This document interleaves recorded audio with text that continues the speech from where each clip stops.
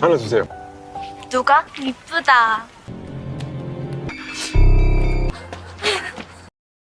Welcome back rockers. आज हम देखेंगे link eat love kill series का 11th एपिसोड। पिछले एपिसोड में हमने देखा कि गेहून डाह्युन को अपना लव प्रपोज कर चुका है और हर वक्त दोनों का रोमांस चल रहा होता है। एपिसोड के अंत में ली ने डाह्युन को उसके बचपन के बारे में इनडायरेक्टली कुछ क्लूज दिए होते हैं। डाह्युन ने गेहून को बताया था कि तुम्हारी बहन येंग को आखिर में मैंने देखा था।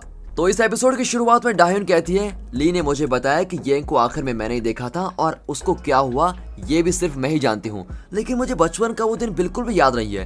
मुझे ली पर विश्वास नहीं है, लेकिन फिर भी अगर उसकी बात सच हुई तो इस तरह वो बहुत ही कंफ्यूज होती है। गियोन उसको डांटता है कि ली की बात सच हो या झूठ, तुम्हें अकेले में उससे मिलने की क्या जरूरत थी? येंग जिंदा है या नहीं ये तो मैं नहीं जानता, लेकिन मैं तुमको खोना नहीं चाहता। डाह्युन की गर्दन पर घाव को देखकर गेहून को और बुरा लगता है। फिर रास्ते पर डाह्युन सोच रही होती है कि ली ने ऐसा क्यों कहा होगा कि अगर गेहून को पता चल गया तो वो मुझसे नफरत करने लगेगा। अब घर पर डाह्युन उस एरिया के मैप को हाथ में रखकर उस रेड गेट के बारे में सोच रही होती है। रात को उसको डरावना सपना आता है और अचानक वो उड़ जाती है। फिर वो खिड़की से बाहर देखती है, गेहूं टेरेस पर अकेला बैठा होता है। डाह्युन सोचती है कि कहीं इसको पता तो नहीं चल गया कि मुझे बुरा सपना आया है। फिर वो नीचे जाती है। उसकी माँ और रानी सोने के बजाय रेस्टोरेंट में हुआन के साथ बैठकर बातें कर रही होती है। हुआन बताता है कि ली ने डाह्युन का गला घोटने की कोशिश की थी, लेकिन शुक्र है कि डाह्युन बचकर निकल गई। अब ये सुनकर डाह्युन की माँ को बहुत ही गुस्सा आता है और वो कहती है कि मैं दोबारा अपनी बेटी को खोना नहीं चाहती। अगर ली ने डाह्युन को फिर परेशान किया तो मैं वही करूंगी जो मैं पहले भी कर चुकी हूँ। अब डाह्युन की बात सुन लेती है और सोचती है कि माँ ने पहले ऐसा कुछ किया है क्या। अगले सुबह डाह्युन अपनी गर्दन के घाव को छुपाने के लिए एक स्कार्फ बांधकर जाती है, लेकिन डाह्युन की माँ को हुआन ने सब कुछ बता दिया था। अब वो पूछते हैं कि तुमने हमें बताया क्यों नहीं कि ली ने लाइब्रेरी में आकर तुम्हारा गला दबाया था। अच्छा बता देती तो आप क्या करती? अपना बड़ा हथौड़ा लेकर ली के पीछे जाती है ना, इसीलिए नहीं बताया। लेकिन आप मुझे मेरे बचपन के बारे में कुछ बताइए। फिर उसकी माँ कहती है कि बचपन में तुम छोटी थी, अब बड़ी हो गई हो, बस और कुछ नहीं।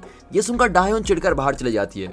मुझे लगता है कि डाह्युन को जान गई है। इस पर नानी कहती है कि ऐसा कुछ नहीं है, तुम फिक्र मत करो। अब डाह्युन गेहून के रेस्टोरेंट में आराम कर रही होती है। वो पूछता है कि तुम्हारा घाव कैसा है? वो कहते हैं कि इसका बांधने की वजह से घाव ठीक हो गया है। इस पर दोनों हंसने लगते हैं और फिर इनका अपना काम शुरू हो जाता है। वो सोचते हैं कि उनको कोई देख नहीं रहा है, लेकिन यूगेन और जिम उन दोनों को देखकर बहुत ही मुस्कुराते हैं। उन्हें साफ साफ नजर आता है कि दोनों का रोमांस चल रहा है। यहाँ पुलिस ऑफिसर जे अपने पापा से मिलने जाता है, लेकिन वो उनसे बात करने की हिम्मत नहीं जुटा पाता और पुलिस स्टेशन वापस आ जाता है। लेकिन वहाँ चीफ को देखकर उसको बहुत ही गुस्सा आता है कि सारी मुसीबत की जड़ यही है। लेकिन इतने में मिंजो उसको संभाल लेती है। फिर दोनों अकेले में बात करते हैं। मिंजो कहती है कि तुम्हें इतना गुस्सा क्यों आ जाता है, खुद को कंट्रोल करो। और कल मैंने तुम्हें गले लगाया था, उसका कोई गलत मतलब मत निकाल लेना, समझे? हमारा ब्रेकअप हो चुका है और हम दोनों फिर से एक नहीं हो सकते, नो चांस। ये सुनकर जे पूछता है कि क्या 1% भी नहीं? तो मिंजो ना में जवाब देती है, कोई बात नहीं, लेकिन मुझे तुम्हारी हेल्प चाहिए। मुझे इस एरिया की सीसीटीवी कैमरास को चेक करना है और उसका एक्सेस मुझे दिला दो। अब रेस्टोरेंट में गेहून को जे का कॉल आता है कि मैं तुमसे मिलने आऊंगा। फिर अपने दोस्त से मिलने की खुशी में वो बहुत ही एक्साइटेड हो जाता है और उसके लिए कुछ खरीदने के लिए वो सुपरमार्केट जाता है। डाह्युन भी साथ में जाती है। गेहून कहता है कि मुझे तो ये भी नहीं पता कि उसको कैसा फूड पसंद है। मैं तो सोच रहा हूँ कि उसके लिए चाइनीज, जापानीज और बाकी सारे टाइप्स की डिशेस बना लूं। अब उसकी एक्साइटमेंट को देखकर डाह्युन कहते हैं कि बस करो यार, तुमने मेरे लिए तो कभी इतनी सारी डिशेस नहीं बनाई। दरअसल वो अपने दोस्त के लिए ये सब करना चाहता है, लेकिन डाह्युन से कहता है कि जेल लीक के सिलसिले में मेरी हेल्प करना चाहता है, इसलिए मैं सब कुछ कर रहा हूँ। फिर कुछ देर बाद सुपरमार्केट के एक स्टाफ डाह्युन को वाइन प्रोडक्ट्स के बारे में एक्सप्लेन करने लगता है। अब ये देखकर गेहून बड़ा ही चिढ़ जाता है और उनके बीच जाकर वो भी डाह्युन को कुछ एक्सप्लेन करने लगता है। अपनी चीजें खरीद कर वो बाहर आते हैं तो डाह्युन पूछती है, तुम मुझे उस आदमी से बात करते देख रहे थे तो तुम जेलस फील कर रहे थे ना? नहीं तो जेलस क्यों फील करने लगा? वो अपनी नॉलेज शेयर कर रहा था और मैं अपनी, इसमें गलत क्या है? लेकिन डाह्युन जानती है कि गेहून झूठ बोल रहा है और कहती है कि कुछ भी हो, वो स्टाफ बहुत ही हैंडसम है ना, क्या तुम इसलिए जेलस हो? अब उसकी बातें सुनकर गेहून को बहुत ही गुस्सा आता है, लेकिन वो कुछ नहीं कर पाता। दोनों रेस्टोरेंट लौटकर जे के लिए बहुत सारे डिशेस तैयार करते हैं। फिर कुछ देर बाद जे मिंजो को लेकर रेस्टोरेंट में आ जाता है। 2 लोगों के लिए इतना खाना, वाओ। अब मिंजो डाह्युन से पूछती है कि तुम ली के बारे में जो कुछ भी जानती हो प्लीज हमें बता दो, तभी हम उसको जल्दी ढूंढ पाएंगे। डाह्युन उन्हें बताती है कि मैं जहाँ भी पार्ट टाइम जॉब करती थी, ली भी वहीं काम करता था और हमेशा रात को मुझको फॉलो करके तंग किया करता था। एक दिन तो उसने मेरा गला दबा लिया था और अपने डिफेंस में मैंने उसको धक्का दे दिया और वो गिर गया। उसके सर पर खून देखकर मैंने सोचा कि वो मर गया और डर के मारे मेरी माँ और नानी ने उसको बांधकर फ्रिज में रख दिया था। मिंजो पूछती कि वो फ्रिज कहाँ पर है, तो डाह्युन कहती है कि रिसाइकिल करने के लिए हमने फ्रिज को बाहर रखा था, लेकिन फिर वो गायब हो गया। फिर बातचीत के बाद वे मिलकर खाते हैं। जे को तो ठीक से चॉपस्टिक्स पकड़ना भी नहीं आता। फिर गेहून उसकी मदद करता है और कहता है कि बचपन में भी इसे चॉपस्टिक्स पकड़ना नहीं आता था। और ये सुनकर जे को बहुत ही बुरा लगता है कि गेहून ने मिंजो और डाह्युन के सामने उसकी बेइज्जती कर दी है। वो कहता है कि ऐसा कुछ नहीं है, ये मजाक कर रहा है। इतने में मिंजो जे से कहती है, तुम्हें याद है जब हम लास्ट डेट पर गए थे तो हमने ऐसी डिशेस खाई थी। अब ये सुनकर डाह्युन और गेहून चौंक जाते हैं। डाह्युन पूछ ही लेती है कि क्या आप दोनों लवर्स हैं? दोनों ना में जवाब देते हैं। अब डाह्युन के लिप्स पर खाना लगा होता है तो गेहून उसको सर्व करता है। अब ये देखकर मिंजो पूछती है कि हमारी छोड़ो, आप बताओ तुम दोनों के बीच में क्या चल रहा है? गेहून कहता है कि नहीं, हम तो सिर्फ यहाँ साथ में काम करते हैं, उससे ज्यादा हमारे बीच में कुछ भी नहीं है। लेकिन चारों जानते हैं कि वे एक दूसरे से झूठ बोल रहे हैं। फिर गेहून और जे अकेले होते हैं तो बात करने की कोशिश करते हैं। बचपन के दोस्त होने के बावजूद वो एक दूसरे से ठीक से बात नहीं कर पाते। जे कहता है कि मेरे लिए तुमने इतने अच्छे डिशेस बनाए, इसके लिए मैं तुम्हें थैंक करना चाहता हूँ। गेहून पूछता है कि क्या तुम अपने पापा से मिले? नहीं यार, मुझे उनसे मिलने की हिम्मत ही नहीं हुई। तब फ्लैशबैक में दिखाते हैं कि कुछ साल पहले जे के पापा उससे मिलने आए थे, लेकिन जे ने उनसे ठीक से बात भी नहीं की। उन्होंने बहुत समझाने की कोशिश की थी कि उनकी कोई गलती नहीं है, लेकिन जे कुछ भी सुनने को तैयार नहीं था।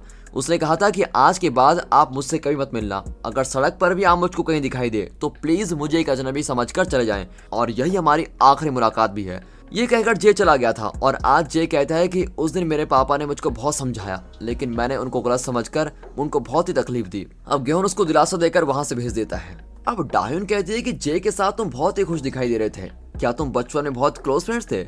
हाँ, बहुत ही अच्छे दोस्त थे, लेकिन फिर हम बिछड़ गए और कई साल बाद तब मिले जब मैं इस एरिया में वापस आया। मेरी तरह उसने भी अपनी लाइफ में बहुत कुछ खोया है। एक ही एरिया में रहकर वो भी अपने पापा से दूर रहा। मुझे लगता है कि वो अक्सर मेरे रेस्टोरेंट में आएगा, तो उसके लिए मैंने सोचा है कि मैं अपने रेस्टोरेंट का मेन्यू अलग कर दूंगा और उसके सारी पसंद की चीजें उसमें ऐड कर दूंगा। अगली सुबह बाहर एक फ्रिज को देखकर वे सब चौंक जाते हैं, पता नहीं इसके अंदर क्या होगा। अब ये सोचकर गेहून उसको खोलने लगता है कि अचानक पीछे से एक आवाज आती है। दरअसल जे ने अपने घर के लिए एक नया फ्रिज ऑर्डर किया होता है। फिर डाह्युन गेहून के रेस्टोरेंट के लिए निकल पड़ती है, लेकिन दरवाजा लॉक होता है। आज छुट्टी का दिन तो है नहीं, फिर गेहून ने रेस्टोरेंट क्यों नहीं खोला? तब वो कैलेंडर को देखती है तो आज 3 अप्रैल का दिन होता है। ओह माय गॉड, आज तो गेहून का बर्थडे है। मैं उसको सबसे पहले विश करना चाहती हूँ, लेकिन मैं भूल कैसे गई? गेहून अपने घर पर अपनी माँ को खाना बना कर देता है और उनसे बातें भी कर रहा होता है। उसकी माँ आज तक यही मानती है कि गेहून के पापा जिंदा हैं, लेकिन गेहून बहुत ही कंफ्यूज्ड है कि उसके पापा जिंदा हैं या नहीं। कुछ साल पहले तक उसके पापा अक्सर उनसे मिलने आते थे, लेकिन अब वो नहीं आते। कुछ देर बाद गेहून बाहर आता है तो डाह्युन उसके पीछे जाती है और उसको सरप्राइज देना चाहती है, लेकिन गेहून बहुत ही उदास होता है और एक बेंच पर बैठकर खुद से बातें कर रहा होता है और बातों बातों में वो कह देता है कि आई मिस यू। अब डाह्युन पीछे से कहती है कि क्या तुम मुझे मिस कर रहे हो? अरे डाह्युन, तुम यहाँ कब आई? क्या तुम मुझको फॉलो कर रही थी? हाँ, तुम बहुत ही उदास दिख रहे थे और बर्थडे बॉय को उदास नहीं होना चाहिए, इसलिए तुम्हें खुश करने के लिए मैं आ गई। फिर दोनों हाथ पकड़कर वहां से जाने लगते हैं। तब एक पेड़ से फूल गिर रहे होते हैं और डाह्युन कहती है कि इसमें हाथ में रखकर जो तुम मांगोगे वही होगा। तो गेहून कहता है कि मैं इन सब चीजों को नहीं मानता। अब ये सुनकर डाह्युन का चेहरा बिल्कुल उतर जाता है, लेकिन गेहून कहता है कि अब तक तो नहीं मानता था, लेकिन तुम्हारे लिए मैंने मानना शुरू कर दिया है। ये कहकर वो डाह्युन को किस करता है। अब इन दोनों को एक साथ देखकर ली को बहुत ही चिढ़ होने लगती है। शायद ये पुलिस से बचकर इन दोनों को फॉलो करता रहता है। वो मन ही मन सोचता है कि तुम दोनों को मैं खुश नहीं रहने दूंगा। अब अगले सीन में डाह्युन घर पर होती है। उसने एरिया के सारे घरों को चेक कर लिया था और उसे उस ब्लू गेट वाले घर पर भी शक है। बचपन में उसने उसी घर को देखा था, लेकिन इतने सालों में वो घर और एरिया बिल्कुल बदल चुका है। फिर गेहून अकेले रेस्टोरेंट में जाता है तो टेबल पर केक रखा होता है, शायद जिम ने रखा होगा। ये सोचकर वो बैठा होता है कि अचानक ली वहां आकर उसको बर्थडे विश करता है। तुम्हारी हिम्मत कैसे हुई मेरे रेस्टोरेंट में आने की? लेकिन ली उससे जरा भी नहीं डरता। गेहून पूछता है कि क्या उस दिन तुमने सच कहा था कि मेरे पापा तुम्हारे साथ हैं? हाँ, वो तो मैं नहीं बता सकता मेरे दोस्त, लेकिन येंग को क्या हुआ ये डाह्युन बड़ी अच्छी तरह से जानती है। सब कुछ जानते हुए भी वो तुमको धोखा दे रही है। दूसरी ओर दिखाते हैं तो डाह्युन उस ब्लू गेट के पास जाकर कुछ याद करने की कोशिश करती है।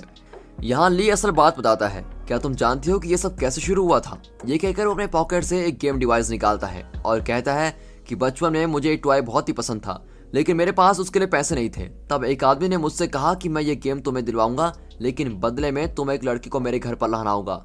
दरअसल वो येंग को लाने के लिए ही मुझे टॉय दिला रहा था और मैंने उसकी बात मान ली थी। तभी येंग के पैर में चोट लग गई थी और वो ग्राउंड के बाहर बैठी हुई थी। मैं उसको लेकर एक रेड गेट वाले घर पर गया और उसको अंदर छोड़कर आ गया था, लेकिन शायद ली तभी से इतना साइको था कि येंग को वहां छोड़ने के बाद वो बेवजह डाह्युन को भी उस गेट के पास लेके गया। गेहून चीखने लगता है कि उसके बाद क्या हुआ वो बताओ। उस आदमी ने येंग के साथ डाह्युन को भी उस घर में बंद करके रखा था और फिर आखिर में सिर्फ डाह्युन ही वहां से बच के निकली।